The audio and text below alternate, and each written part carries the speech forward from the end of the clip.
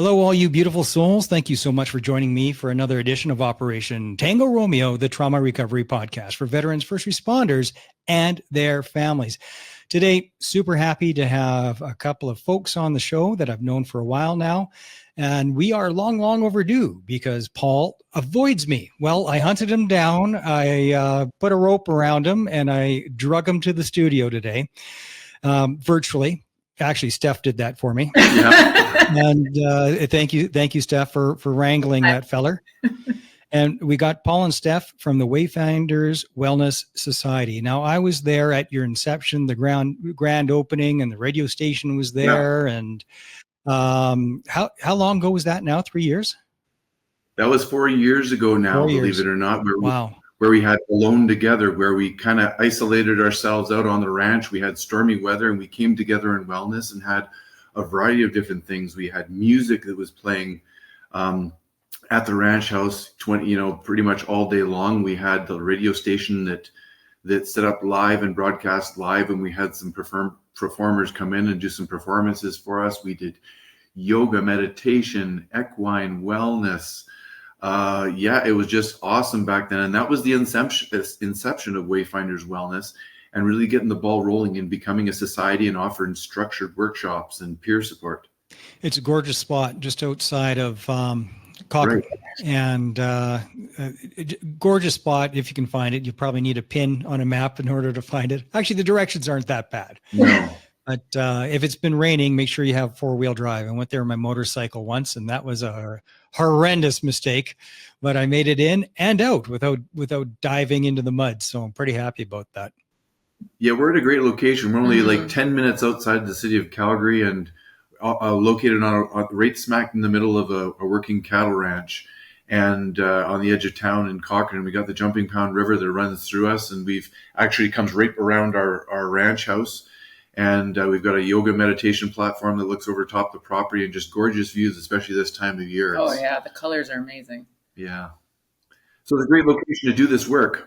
Tell me about the birth of it. Like whose idea was it first, and what were the first steps to turn it into a reality? Well, really, that was my idea. I have some experience creating a charity, kind of won some awards in the past for putting teams together, and Western Legacy. And it kind of played into, the ability of getting a team together, a steering committee, to come up with a strategy to really establish Wayfinders as an identity and our why we operate the way we do. So I brought together, people who were in the military, people who were paramedics, firefighters, police officers, and we really looked at what was lacking in the resources. And it was everything. It was a one-stop shop for resources where a responder or somebody who was in the military and their family members was struggling with an operational stress injury can go and get the support that they need and the direction to help them through their journey through PTSD and mental health trauma.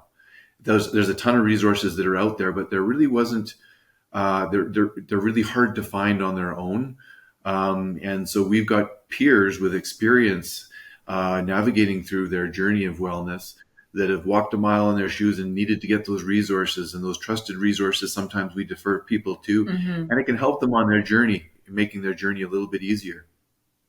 What would you say is the difference between accessing resources, say at the ranch in that beautiful setting, and at Market Mall in Calgary? Like what's why is one place different than the other? Or I was going to say the word better, but what makes them different? What are the pros and cons? Well, I mean, when you're at a place at Market Mall, I'm going to assume number one, it's going to be likely clinical.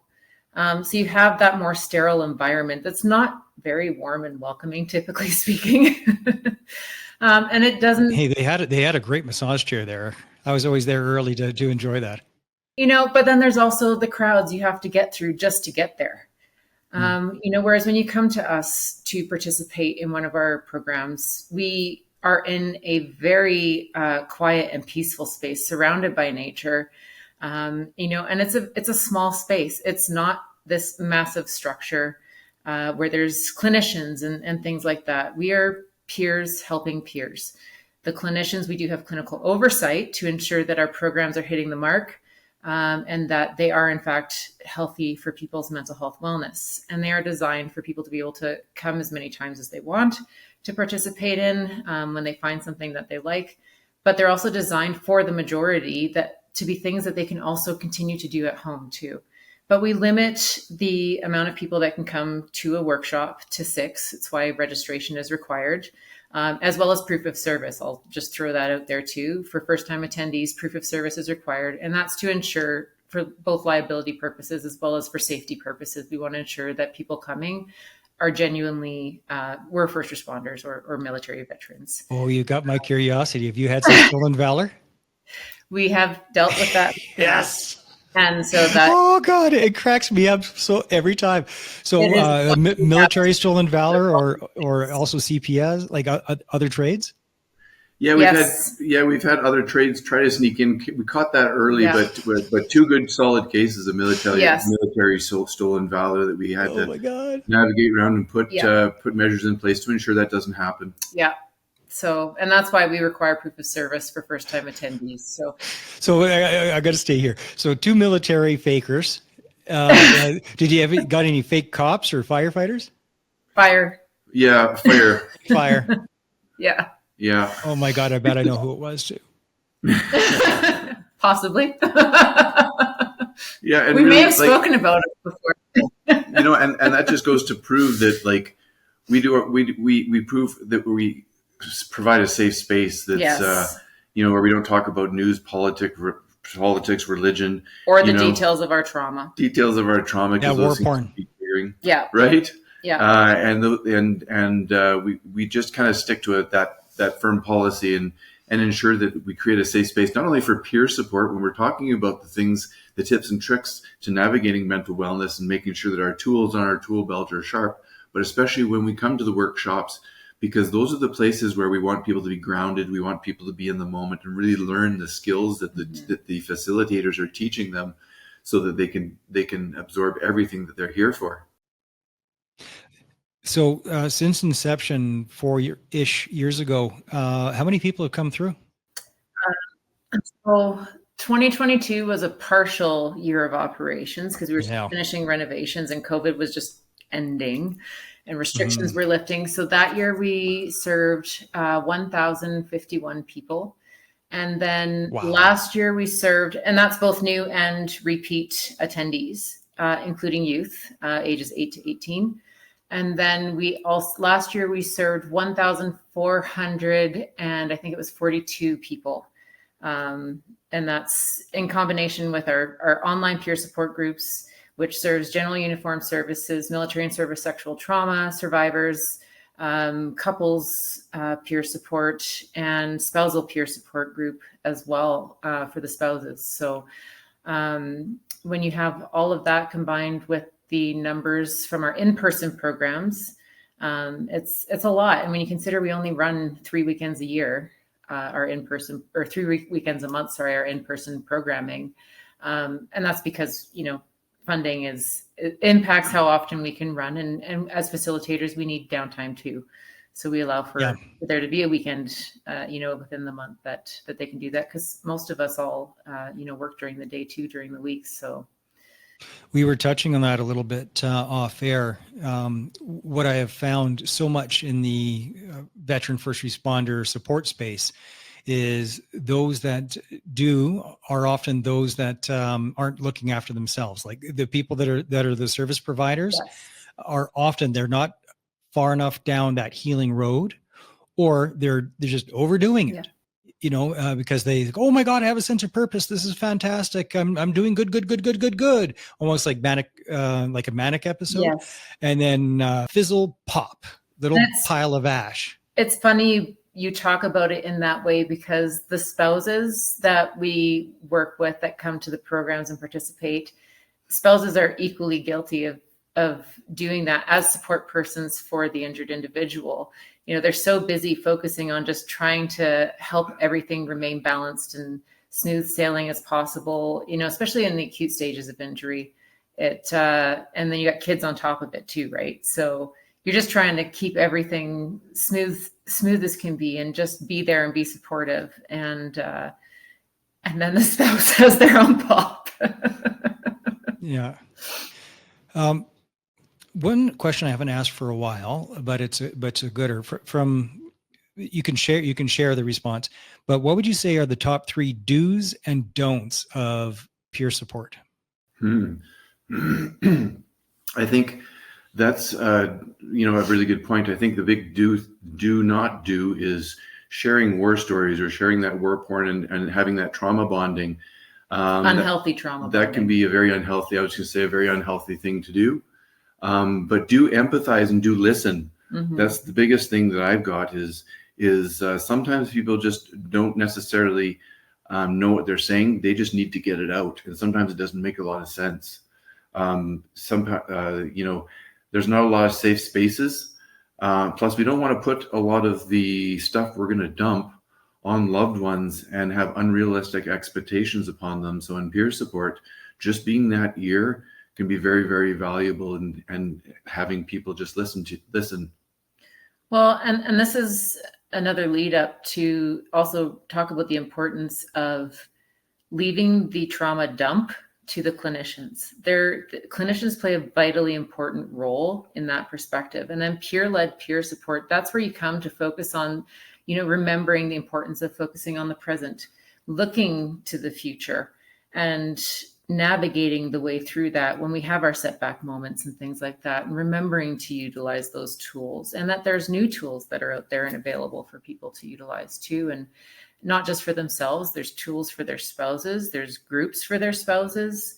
There's places like this where you can bring your kids to participate in workshops as well. And you're still focused on yourself when you're participating in things like workshops that bring you out into a community of people who understand what you, not just as an individual, but as a family, understand what you're going through. But it's a moment for each of you to be able to focus on yourselves, but doing it together.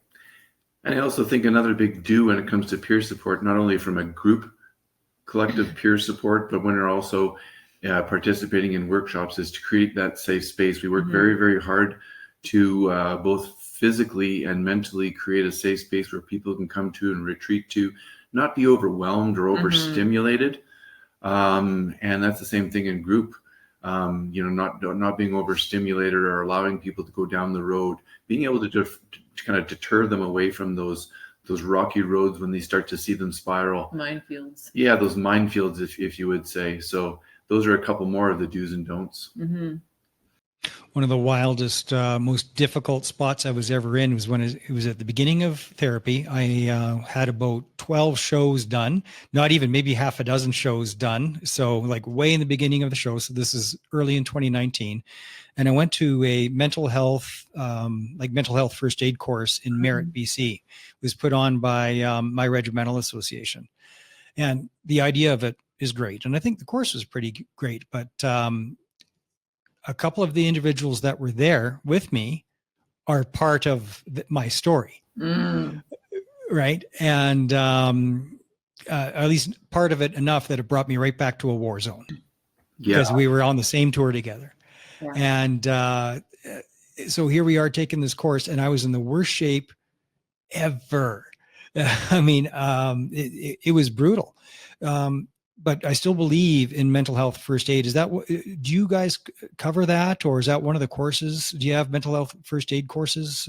Through Wayfinders? We defer to mental health aid first courses. Yes, for sure. We don't offer to teach them directly from Wayfinders. We'll source those out to those who are the professionals at teaching those courses. And I think those things are very, very valuable to be able to have them come from the professionals that do that stuff properly and are trained in mental health first aid. Yes. It's very critical to make sure that those professional resources remain professional. And we like to defer to those because a lot of the experiences that our Wayfinders have become our resources, like SGB injections, for example, stellate glycinite blocks. Yes. So let's unpack that. Stellate ganglion block, and there's sympathetic and dual sympathetic. Right. Yes. Now I had a guy on. His name eludes me, but he was out of Chicago, and I'm very optimistic about it. Yeah. And I definitely think it's worth a try. I don't believe in silver bullets. No. I used to, but I don't. Yeah. and it's often packaged as a silver bullet. What's been your experience with it, with stellate ganglion block?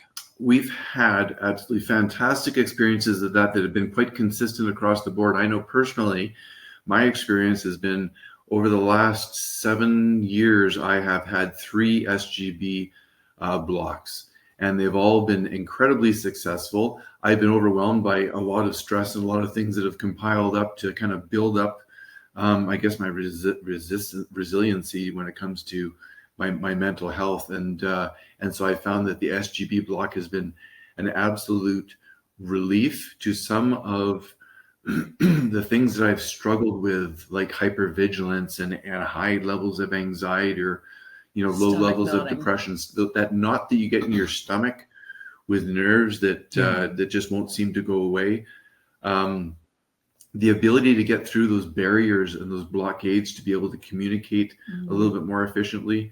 So not only has that been my personal experiences, but we have had other Wayfinders, over 20 Wayfinders, to be honest with you, take the SGB shot and find great success for it. And in fact,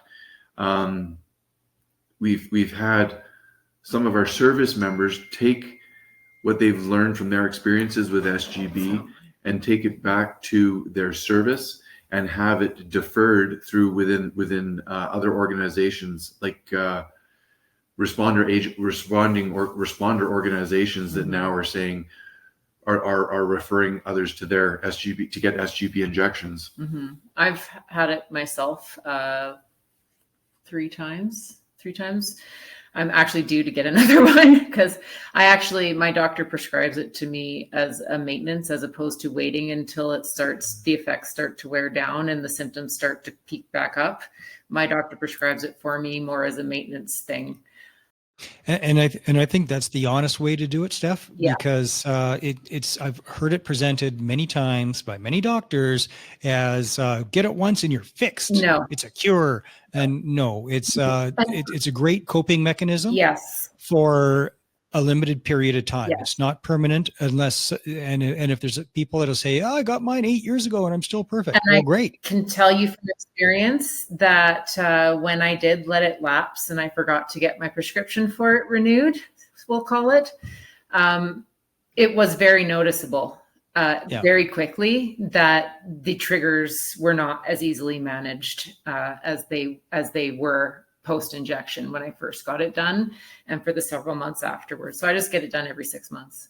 But I'm very optimistic about it. Like I said, from my own personal experiences, I think it's a good thing for me personally. Mm-hmm. It's provided a lot of benefits, and that's the thing when it comes to having an experience and sharing that experience. It's not for everybody, but mm-hmm. It certainly seems to be something which benefits a lot of people that have suffered from PTSD. And we've had quite a demographic have positive results from doing the SGB. And like for myself, it was beneficial, especially because I have epilepsy. And so I can't take the majority of the antidepressants that they prescribe for PTSD. One of the side effects is potential for seizure. So I can't take those. So it changed things for me. Have you read the book Lost Connections by Johann Hari? No. I would suggest it. Basically, there's zero science. This is the claim, and I've heard it from several people that have resumes as long as your leg, that these antidepressants, SSRIs in particular, there's zero science that shows that they do anything beyond the placebo effect, like mm-hmm. nothing significant. And long term, they do more harm than good. I'm not a doctor. Yeah. No. And this is why we're always careful on how we speak to these sorts of things too. When that comes up, even as a subject, we talk about our good experiences, we talk about our bad experiences, but it's up to people to talk to their doctors about their questions. Yeah. I just remember the name of the guy, the SGB guy, is Dr. Eugene Lipoff. And the way Dr. Eugene, pardon? Lipoff. Yes. But the way he does it is it's ketamine therapy, tied in with dual sympathetic stellate ganglion block.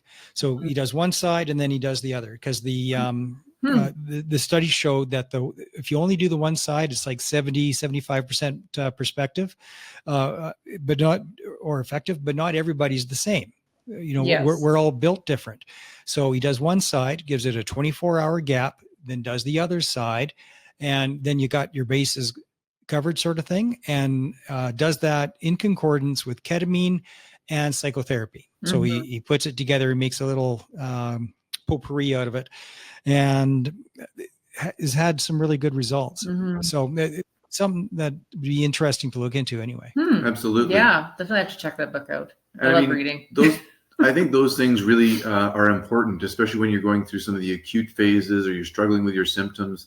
There's lots of bridges, that can help you get through difficult times. But ultimately, those things should help you get through in the mental health spectrum, unloading the trauma segment of your trauma. They should not be those long-term things. You really should move into a progression of learning the skills, the coping mechanisms, the tools you need to be able to navigate your journey so that you can minimize your symptoms. That's the next phase. And those are the things where, you look to ground yourself. You learn breathing techniques. You learn hobbies that also ground you, like art, music, gardening and things like that, that can, allow you to kind of do things in a more natural way without being reliant on those bridges that you relied on when you're going through the acute phases. It's really about applying the tools. Well, and learning to be okay too with, it's okay to not put yourself into social situations where you may not do well, or likely won't do well. It's okay to say, you know what? I appreciate the invite, but that's not really my thing. And I know it's likely going to be potentially triggering for me. So I'm just going to not put myself in that situation and decline an invite to something, or, what have you, to have that self-awareness where you can actually grow to feel comfortable to say, you know what, I'm not going to be pressured into this. I need to just step back. And I know I've got the support of my support person who's going to back me on this, and to be okay with it. If someone else wants to do it, like, it's all good. Just to know that someone's got your back and understands that, you know what, no questions asked. I get it. That's what people need too. Steph, I agree that self-advocacy is important, and it's a tough one to do, to say I'm worth this. Yeah. Like I have the agency to say no and draw my own boundaries about what I do or how long I do it. I do that all the time. I say, yes, I can, but I'm going to be there for half an hour. And just so you know, I'll probably pop out. Please don't take it personally. Yeah. But if I got to go, I've got to go. There's no point in me sitting there suffering, because then I won't be paying attention anyway. Yes.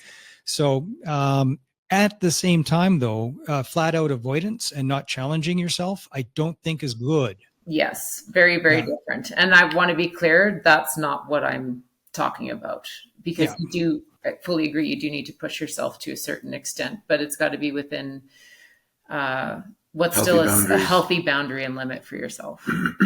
and do it with support if you need to. 100%. I agree. One of the confusing things that I see in the healing community and people that are going on their healing journey is not understanding the difference between coping and healing.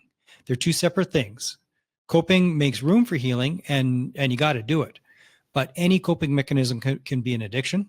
Yes. And the point of coping is just to make enough room for healing that you don't need the coping. Yes, exactly. You have to be able to start letting go those coping mechanisms and be healthy enough, or trade in certain coping mechanisms for ones that are more healthy and maybe don't cost you money. Exactly. What would you say is, from what you offer, the scope of services, what are some that would fall under coping, and what are some that you would say would follow under healing? And every now and then, I think some are a blend. I'd say peer support's coping. Well, yeah, that's interesting, because healing is a word that we try to avoid just for insurance purposes, because people think we're going to walk in and heal them. Yeah. And it's just like we're going to mentor them through this incredible journey, and they're going to come through it the other side healed. Whereas a healing journey is an individual journey, and it's one of which you need to rely on professional resources. And sometimes you need to have, to have things to help you cope.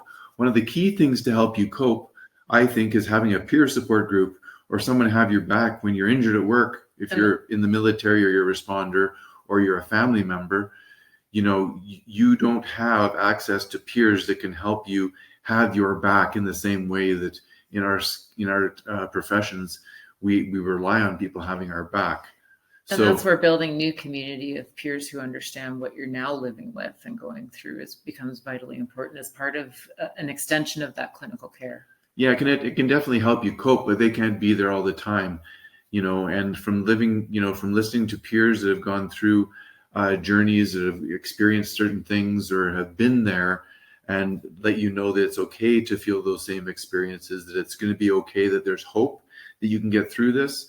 And sometimes, even, being inspirational by showing you that they've gone through it with some rough, some cuts and bruises along the way, but that there's a shortcut that you can take. The shortcut being knowing the road to mental health and don't being that perpetual fly against the glass, beating your head off the wall, wondering if someone's going to help you. You need to take action. You need to unload your trauma. You better do it with a professional, because if you're doing it with a spouse or a loved one, you're going to tax them out, and they're going to burn out, and that's an unrealistic you'll cause expectation. Secondary trauma to somebody else then as well. And then just going through the process of learning the skills to, to cope with the things that will come up to bite you on the end. How do you manage, sleep issues, or when you have a flashback, if that still happens, how do you manage those things? I can tell you that I just did a fantastic experience or interview. We did a fantastic interview with Global News, and we literally had 45 minutes to grab something to eat, and I hit a McDonald's for a burger, and it was during lunch hours, and the kids from the school were there, and I was triggered. And I just took a deep breath for a moment and said, okay, I'm almost done. Followed into a second breath, and I knew I had this, and I knew I needed to pull out the minimum out of my tool bag just to get through this and get out of there. And it was perfect. So I avoided something by pulling out a tool and applying it. And that's what we offer here too. Mm-hmm. Not just the workshops that teach you some of these skills, but the peer support experience. Well, and the difference between the in-person programming and peer support's available online. So whether you're in the presumptive care stages, whether you're in the acute stages, you've been diagnosed, but you're acute and you're going through clinical care, the online peer support is fantastic for those who even haven't gone through clinical care yet, but they need to be amongst a group of peers who understand what they're going through in that stage without unloading it, because you still do need those professional clinicians to do the unloading with. But it's just a stepping stone on that bridge for them to be able to start to feel safe with the idea of approaching clinical care. And then when they come here for the in-person programming, that's when they've gone through the clinical care portion, they're through the acute stages, and they come here for the maintenance, for the wellness maintenance part of their own journey, whether it's individually, whether they're here with their spouse, whether they're here with their spouse and their kids, or if it's just the spouse that comes because the spouse needs a break and she wants to bring the kids, he or she, I should say. That's the difference. So I think everything that we do, there's a combination of a little bit of both, because sometimes you have to be the Band-Aid from time to time too. Yeah. What are some of the programs you have for spouses and families? All of our in-person programs, for the vast majority, are open to both the spouses and the families as well. So it's just really up to who registers. We offer we often put together a specific family workshop, equine wellness workshop. For equine, yeah. We have upcoming a warrior spirit strengthening ceremony with Chief Lee Crowchild of the Sutana. He is our Indigenous elder and facilitator. And in the past, we've had the family members attend and help celebrate the positive war stories of of their loved ones and celebrate their service. So that's one thing. Those are two workshops that we specifically host just for families, but all of our workshops are open to family members as well. Art is our art wellness workshop is actually another one that is quite popularly attended by families.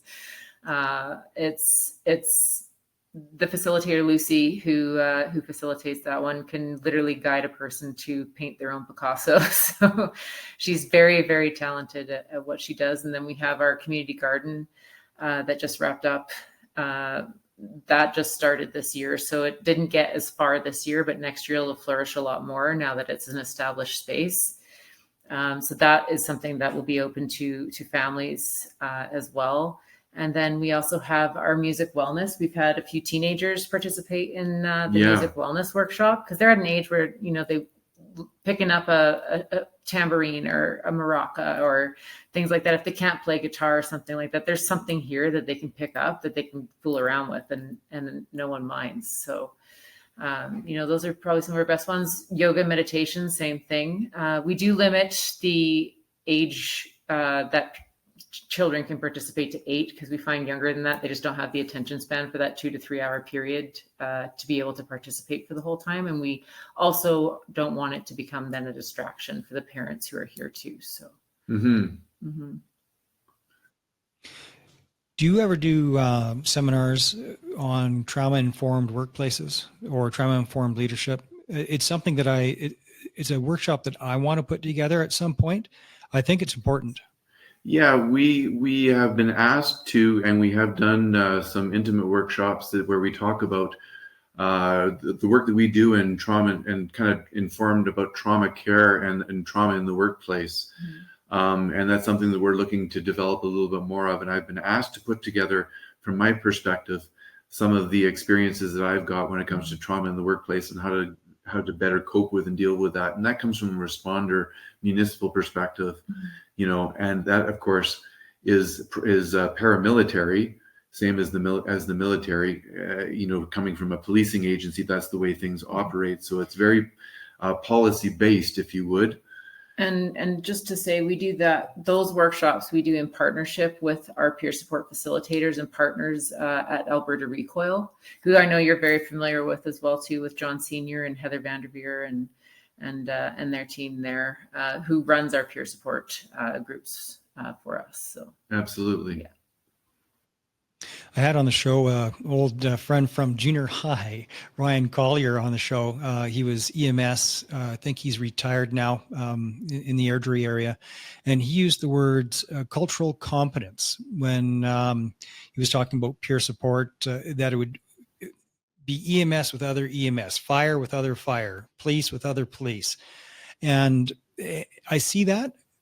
At the same time, being in the space for a while now, I find that we all speak the same language. I really do. Whether it's fire, EMS, police, like we all speak the same language, and I haven't really perceived any comparative trauma. Like what I did was way worse than what you did, or vice versa. That I've seen that trauma Olympics go in both directions, but not within the healing community.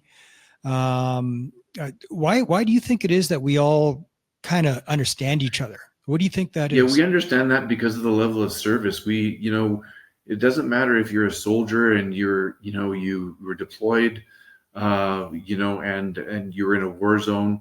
You have signed up to be able to provide a service when stuff's going sideways. You're not going to abandon post and go and leave. When you're responding to something pretty significant, that could be a mass shooting, a homicide, you name it. Your level of service puts you in the boots, putting your foot left, right, left, right, left, and responding to those calls to provide the level of service you signed up for. So we get that level of service. We speak the same language, and we also understand the sacrifices that go along with that, the training that goes along with it, and the sacrifice that you make, not only to yourself but to your families because you served. And that's why it's just as important to include the families, because the families are the ones. The journey with you. Absolutely. they've gone through your recruit classes, your boot camps, all your training, and they've been there to when you come home to unload your trauma and to see it visually. So that's why it's so important that, I think that we have a group dedicated to families, for families that have their issues dealt with, and then for those that serve the frontline responders, police, first responders, just police, police, corrections, fire, EMS, and military. So we found that, like you said, that language is the same, and there's no barriers. And we should expand that the police services also expands to include like fish and wildlife, corrections, sheriffs, as well as 911 dispatch.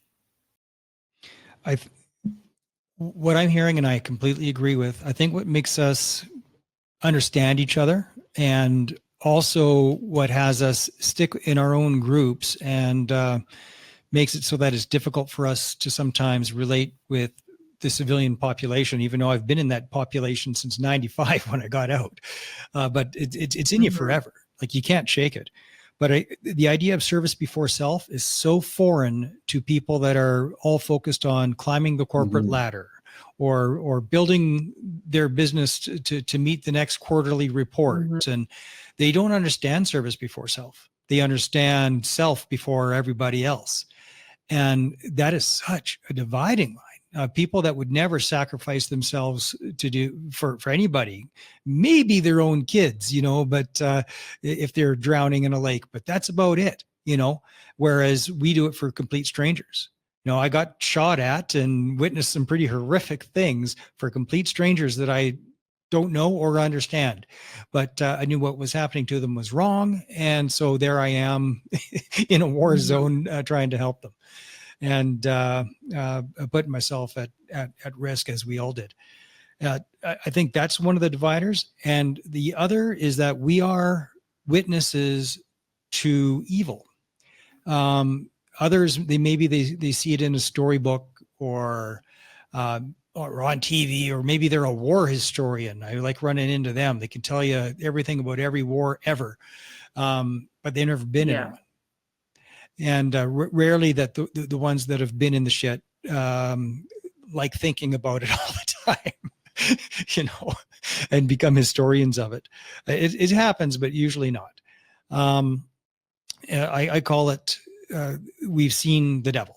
Whether you're an atheist or not, it's irrelevant. You can just take it as a metaphor or allegory. But we have seen the devil. We've seen the footprints of the devil, where especially as police and EMS, you come in after the fact to the what the fuck scenario. Like, how could one human do this to another human, especially the innocents of the world, right? The weak, those that can't take care of themselves, young children. And we've seen absolute atrocities happen to little kids, that's as bad, worse than people that beat dogs, and you've seen that too. And you can't unsee it. And then it shakes your worldview. I hear Dr. Jordan Peterson talking about this. This is actually one of the sources of PTSD, is some people call it moral injury. But when all of a sudden you can't deny the existence of evil and the prevalence of it.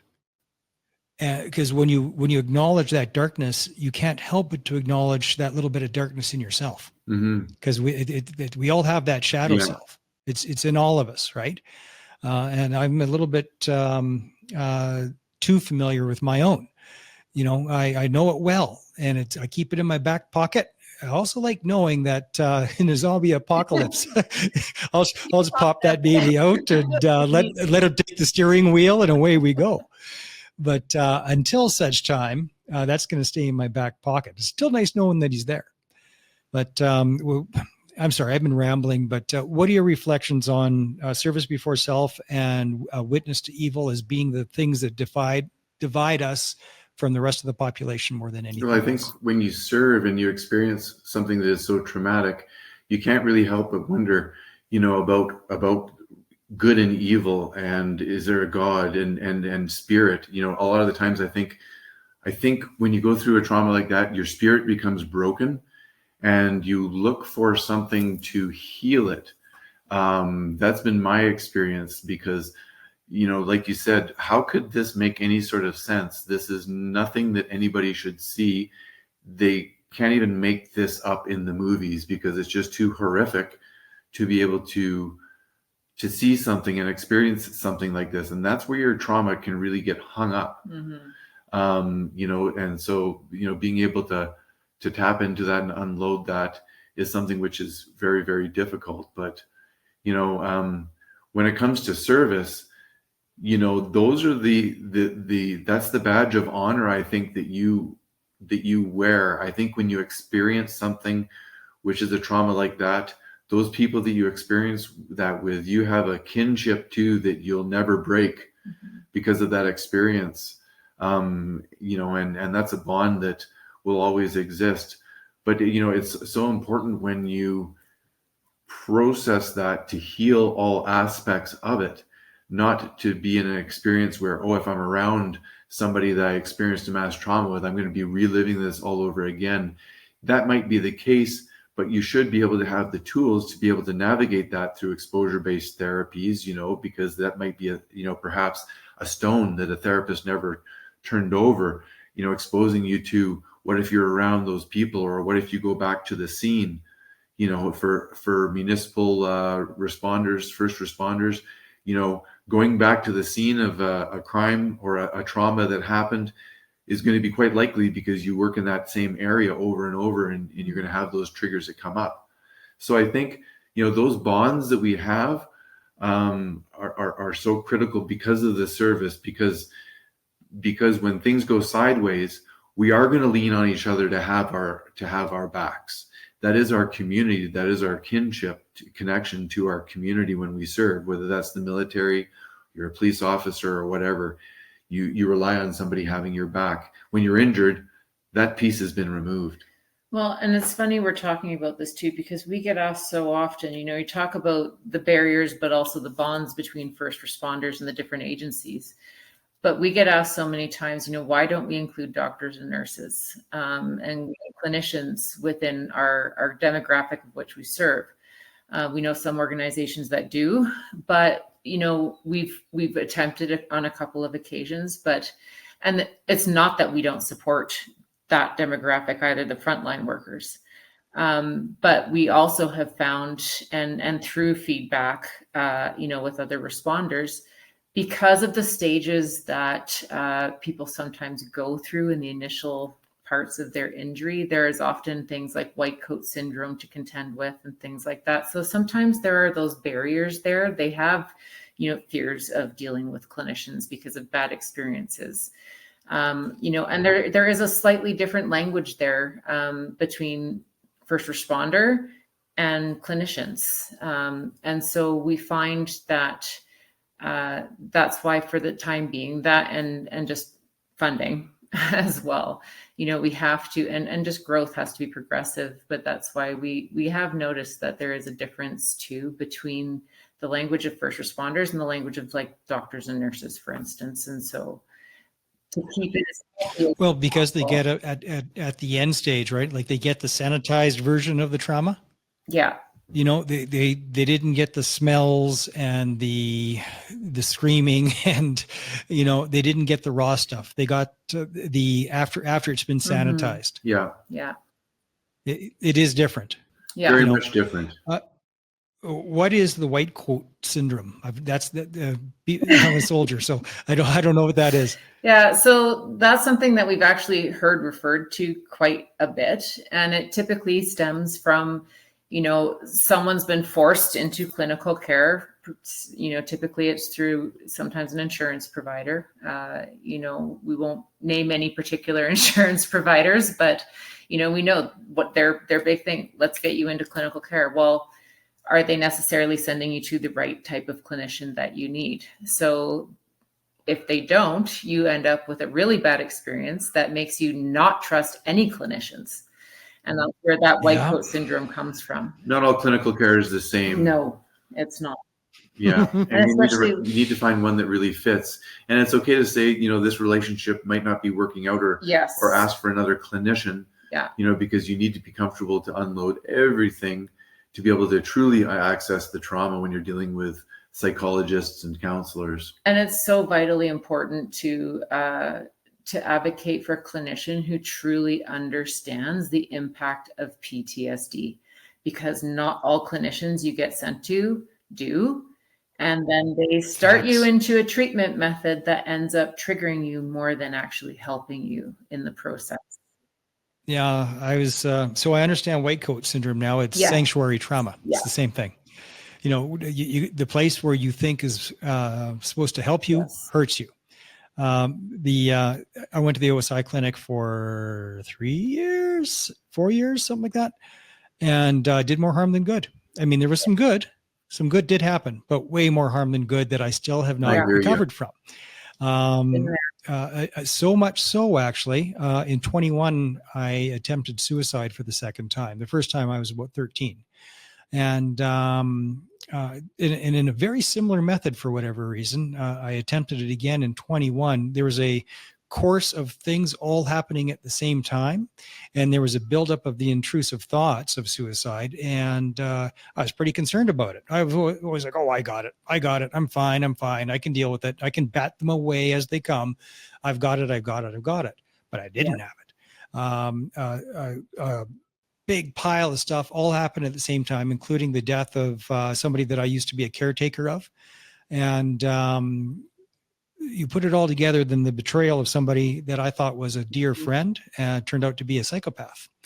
And so you put her all together, and I went over the edge. I didn't know I was over the edge. I thought I had it. I got this. I got it. I'm fine.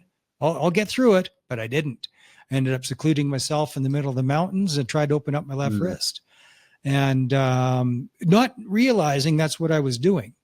I thought it was just going to be a neat experience, like getting a tattoo or something, and a blissful sleep. I was disassociated.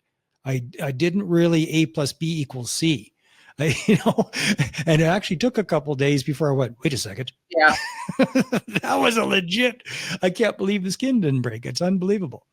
But the point of that story is that I warned my government appointed therapist that this was my concern 3 months prior. And her advice was, well, whatever knife you imagine using, just hide that knife. And if you haven't done it yet, you probably won't do it. What? What? I thought about that for 2 weeks before I sent her an email saying we're done. I didn't want to be reactionary. I wanted to really think about it and respond and not react. So I gave it 2 weeks, and then I emailed her saying, we're done. And in no uncertain times, I think the subject line was betrayal. I felt very betrayed by that. I had a psychologist who was like that myself, and blamed me for being the reason I terminated the relationship too. So you had a narcissist. Awesome. The moral of all of that is trauma porn. Is that it's okay to self-advocate. It's okay. The reason I didn't do it a couple of years prior is because, I'm in the system. I don't know shit from Shinola. I'm just going to go in the box, which I've never been very good at, but I'll go into the prescribed box, and I will stay in that box, and I will not deviate. I'm going to do what I am told, and just trust in the system. Well, that didn't work out. So it took a pretty extreme thing for me to go, nope, that damn near killed me. Asked for help. I got the opposite. You basically dared me to do it because you didn't believe me. You're rolling your eyes, And you know what? Sometimes you have to go outside the system. Sometimes it might be a kick in the ass financially, but sometimes you have to go outside the system, research, and find your own person that clicks with you, that speaks to you when you get that introduction. And it's okay to do that. The system might not approve it, so it might cost you some money, and they may still push for you to see their person. But at least in the background, if you've got someone, even if it's every other month, who is truly there supporting you clinically, to give you that little bit So of a boost important. to get you through, so you can deal with that other person you don't quite click with, that you're being forced to see. Do it. And that's the synergy of Operation Tango Romeo and Wayfinders Wellness Society. We're both doing our best to meet people where they are at. You don't want to do therapy? Cool. Maybe we'll get you there eventually. Maybe we won't. But where are you then? What can you do? Never mind what you're not going to do or don't want to do. What are you willing to try? Because something's better than nothing. You got to keep your feet moving. And so here's a plethora of resources.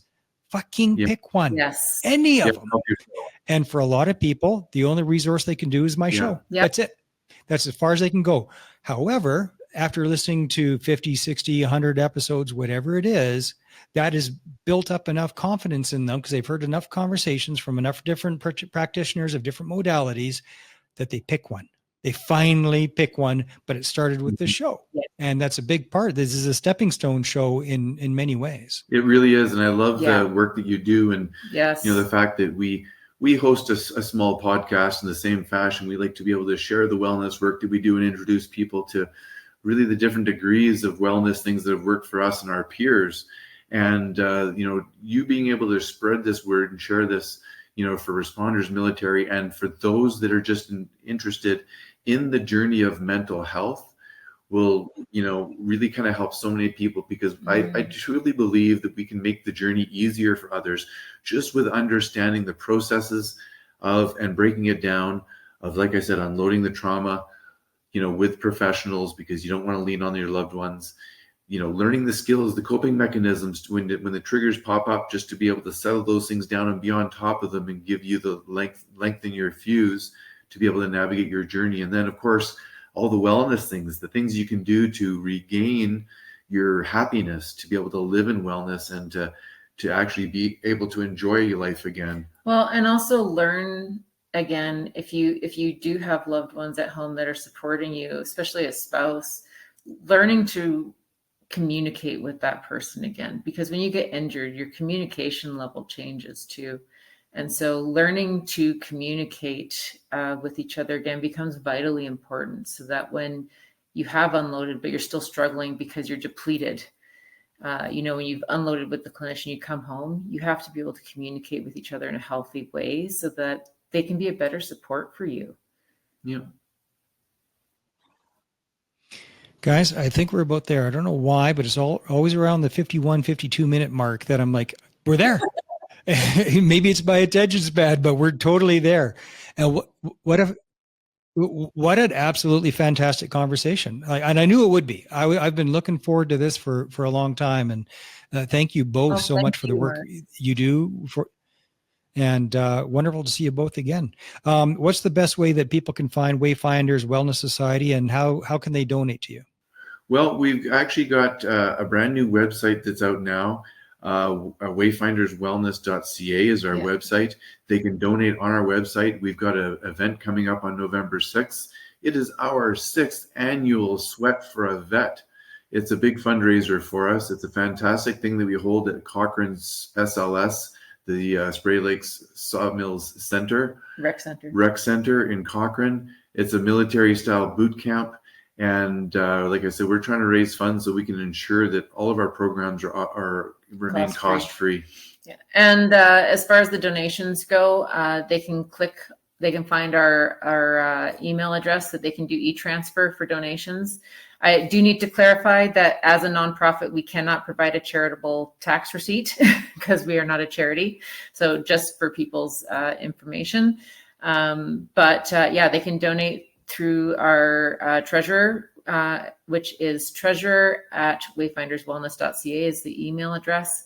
Or they can do it through snail mail. Our mailing address is on the website as well. If they prefer to send something in the form of a check or gift cards or things like that, gifts in kind, that's also completely acceptable.